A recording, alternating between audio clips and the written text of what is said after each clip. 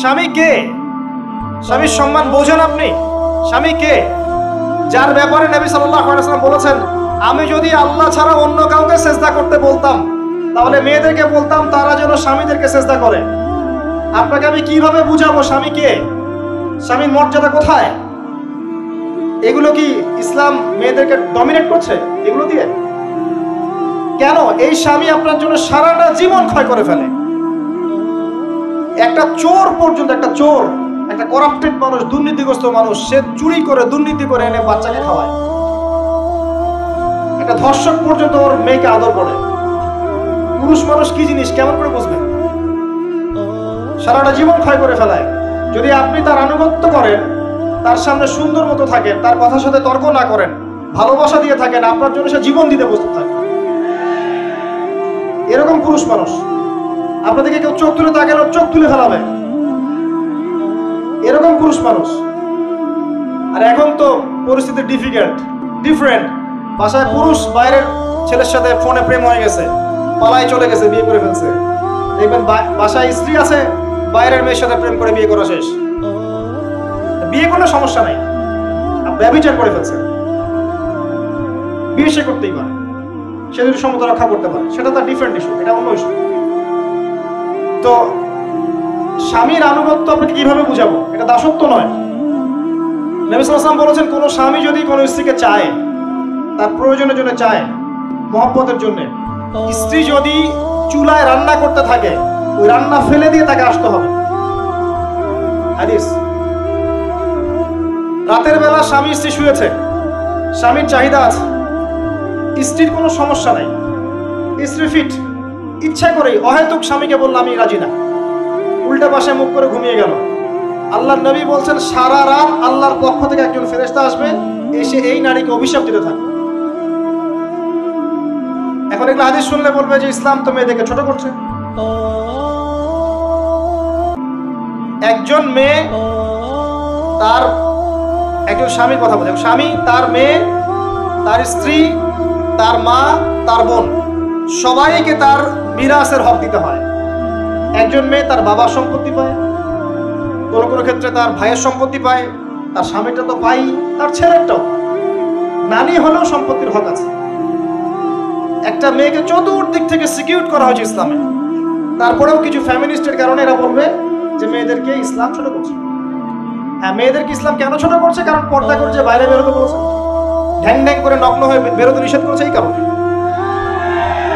যদি বলে যে হ্যাঁ ইসলাম আপনাদেরকে ফ্রি মিক্সিং এর স্বাধীনতা দিচ্ছে, আপনারা সবাই ফ্রি মিক্সিং করেন, গেঞ্জি পরেন, টি শার্ট পরেন, স্যান্ডো গেঞ্জি পরে বাইরে ঘুরে বেড়ান, টাইট ফিটিং প্যান্ট পরে বাইরে ঘুরে বেড়ান, সব জায়গায় আপনারা ফ্রি মিক্সিং করেন, পর্ন দেখেন, জেনা করেন, মদ খান, ইসলাম খুব ভালো। তখন তোমাদের জন্য তো ইসলাম নয়, তোমরা জাহান্নামে যাও, আল্লাহর কি আসে যায়? ইসলাম তোমাদের জন্য নয়, তোমরা জাহান্নামে গিয়ে মরো, ইসলামের কিচ্ছু যায় আসে না। আল্লাহর ওয়াস্তে পারিবারিক আদর্শের দিকে ফোকাস করেন প্রিয় ভাই। নিজে জাহান্নামের আগুন থেকে বাঁচান, পরিবার বর্গকে বাঁচান, পরিবার আরেকটা পার্ট হচ্ছে আপনার পিতা মাতার সাথে খারাপ আচরণ করতে যায় না আল্লাহর ওয়াস্তে। সেই ব্যক্তির জন্য ধ্বংস যার পিতা মাতা বেঁচে আছে, তাদের হক আদায় করে সে জান্নাতে যেতে পারবে, তার জন্য ধ্বংস। আরেকটা অংশ আছে আপনার সন্তান সন্ততি, বাচ্চা কাচ্চার প্যারেন্টিংটা খুব সুন্দর করে করেন। যখন আপনি স্ত্রীর সাথে মিলন করতে গিয়েছেন, তখন দোয়া পড়েন, আল্লাহুম্মা বিসমিল্লাহি আল্লাহুম্মা জান্নিবনা শাইতান ওয়া জান্নিবিশ শাইতান মা রাযাকতানা। আমার মনে হয় এখনকার জেনারেশন যেগুলো আছে ফাসিক, মাদক সেবন করে, পর্নোগ্রাফিতে আসক্ত, ইয়াবাখোর, স্মাগলিং করছে, চুরি করছে, হাবিজাবি, ধর্ষণ করছে, আমার মনে হয় না তাদের পিতামাতা তাদেরকে জন্ম দেওয়ার সময় এই দোয়াগুলো পড়েছিল। কারণ পিতামাতাকে দোয়া পড়লে ওই সন্তানকে শয়তান স্পর্শ করতে পারে। সন্তান হবে, সন্তান ছেলে হোক মেয়ে হোক, আপনার এটা নিয়ে মন খারাপ করার কিছু নাই। একজন কন্যা সন্তানকে লালন পালন করে সৎপাত্রে পাত্রস্থ করলে এই মেয়ে পরকালে আপনার জন্য জাহান্নামের আগুন থেকে ঢাল হয়ে যাবে। যার কাছে দুইজন মেয়ে আছে, দুইটা মেয়েকে সে ভালো করে মানুষ করেছে, নবী সাল্লাল্লাহু আলাইহি ওয়াসাল্লাম বলছেন সে জান্নাতে আমার সাথে এমন করে থাকবে। এইভাবে কেউ যদি বিধবার দায়িত্ব নেয়, সেও নবী সাল্লাল্লাহু আলাইহি ওয়াসাল্লামের সাথে এইভাবে থাকবে। এতিমের দায়িত্ব নেয়, এইভাবে থাকবে।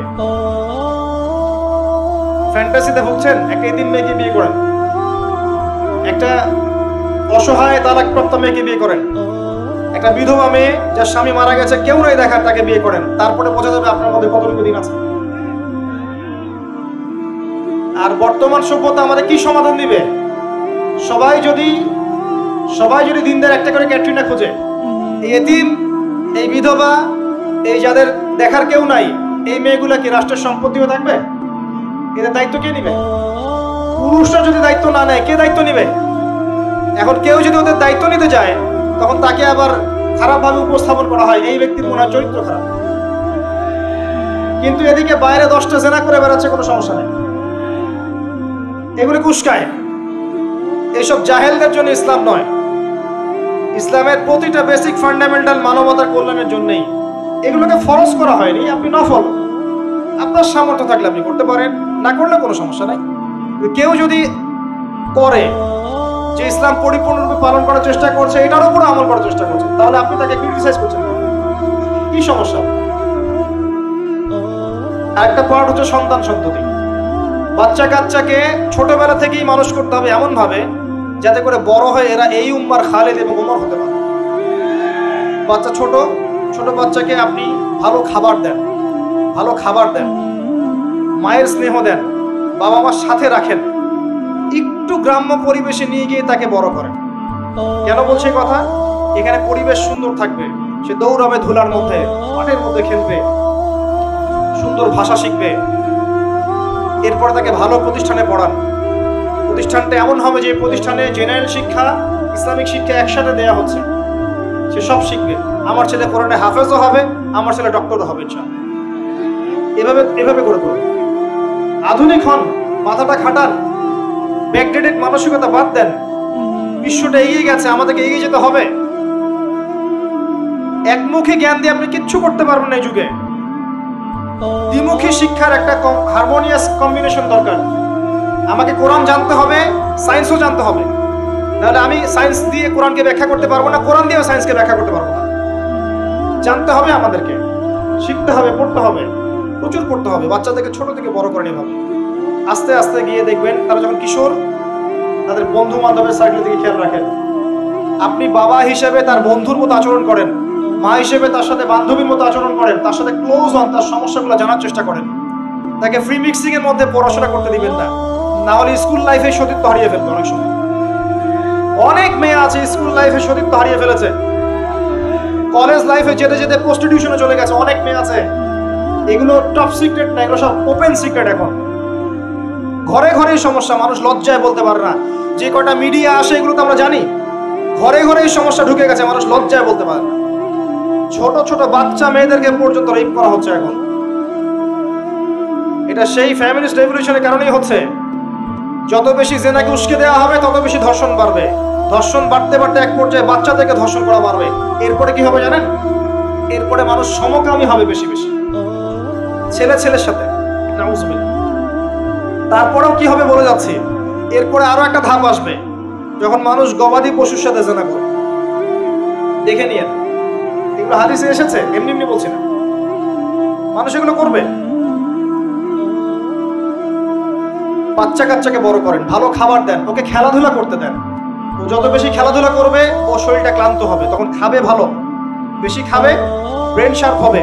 ওকে ওর নেতৃত্ব দেওয়ার যোগ্যতা অর্জন হবে। ওকে খেলাধুলা করতে দেন, ওকে ব্যায়াম করতে বলেন, ওকে সাঁতার শেখান, ওকে তাইকুন্ডু শেখান, ওকে ফিজিক্যাল এক্সারসাইজ শেখান। ওই ডিভাইসে অ্যাডিক্টেড করবেন না, উল্টাপাল্টা কার্টুন দেখান না, উল্টাপাল্টা অ্যানিমেশন দেখান না, এমন গেমসের মধ্যে আসক্ত করে দিয়েন না, বাসায় ডিভাইস দিয়ে দিয়েন না, সারাদিন এগুলো খেলছেন, এগুলো দিয়েন না। ওকে কায়িক পরিশ্রম করান, একটু বড় হয়ে গেলে বাজারে পাঠান, বাস্তবতা শিখুক, সংসার করতে শিখুক, ডিল করতে শিখুক, সামাজিকতা শিখুক। ওকে সামাজিক বানান, গাছ লাগানোর কাজে ওকে ইনভলভ করে দেন, রক্তদান কর্মসূচিতে ওকে ইনভলভ করে দেন, ওকে সমাজ কল্যাণমূলক কাজ করতে শুরু করে দেন। দেখবেন ও সামাজিক হবে ইনশাআল্লাহ। কম্বল বিতরণ করতে বলেন, ত্রাণ দিতে বলেন, ওকে উৎসাহ দেন, নামাজে উৎসাহ দেন, রোজা রাখতে বলেন। মেয়ে ছোট থেকে মেয়েকে পর্দা করতে বলেন। ও দেখবে যে আমার মা যখন বাইরে যায় তখন এই পোশাকে বাইরে যায়। আলহামদুলিল্লাহ, আমি দোয়া করি আল্লাহ পাক আমার মেয়েকে যেন খাদিজা রাদিয়াল্লাহু আনহার মতো কবুল করে। আমাকে বলেছে যে বাবা আমি 5টা বোরখা নিব। ওর বয়স 3 বছর। ওকে ওর মা বলেছে যে বাইরে যেতে হবে বাবার সাথে একটা প্রোগ্রামে। ও বলছে আমি বোরখা পরবো, না হলে যাবো না। আমি অবাক হয়ে গেলাম যে আমি কিন্তু ওকে বলিনি বোরখা পরো। মানে আপনাকে পরিবেশ বলে দিবে, একটা পরিবেশ, একটা সুস্থ পরিবেশে আপনি যদি আপনার বাচ্চাকে বড় করেন, আপনার বাচ্চা দেখবেন সুস্থ হয়ে বিকশিত হবে। একটা অসুস্থ পরিবেশ দেন যেখানে ঝগড়াঝাটি, মারামারি, রাহাজানি, কাটাকাটি, সুদ, দুষ, জেনা, ব্যভিচার আছে, এই যে আপনার অপসংস্কৃতি আছে, আপনার বাচ্চাটা আস্তে আস্তে নষ্ট হয়ে বেরোবে। পরিবেশ দিতে হবে। অসুস্থ পরিবেশের মানুষ কখনো সুস্থ জাতি উপহার দিতে পারবে না। তো এই বিষয়গুলো দিকে খেয়াল রাখেন। মেয়ের পোশাকে খেয়াল রাখেন, তবে মেয়েকে কার কোলে তুলে দিচ্ছেন এটা খেয়াল রাখেন। এই যুগটা খুব কঠিন যুগ।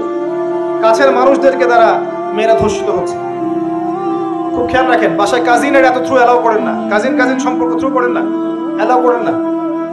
আপনার মেয়েকে মেয়েদের ব্যাচ একটা পুরুষ টিচার পড়াচ্ছে, ওই ব্যাচে আপনি মেয়েকে পড়তে দিয়েন না। একটা কোচিং এর ভাইয়া বাসায় এসে আপনার মেয়েকে প্রাইভেট পড়াবে গোপন কক্ষে, এগুলো করতে দিয়েন না। পরে আপনার মেয়ের ইজ্জত চলে গেলে আপনি হামাও করবেন, তখন আপনি অ্যাক্সেস করে দিচ্ছেন, জেনার সুযোগ দিচ্ছেন। শয়তান উস্কে দিবে, শয়তান তো চাচ্ছেই জেনা করাতে। মেয়েদেরকে মেয়েদের পরিবেশে পড়ান, ছেলেদেরকে ছেলেদের পরিবেশে পড়ান। ওরা বড় হোক, ম্যাচিউরড হোক, যখনই বিয়ের বয়স হয়ে যাবে দ্রুত বিয়ে দিয়ে দেন। বিয়ের পরে না পড়াশোনা করবে।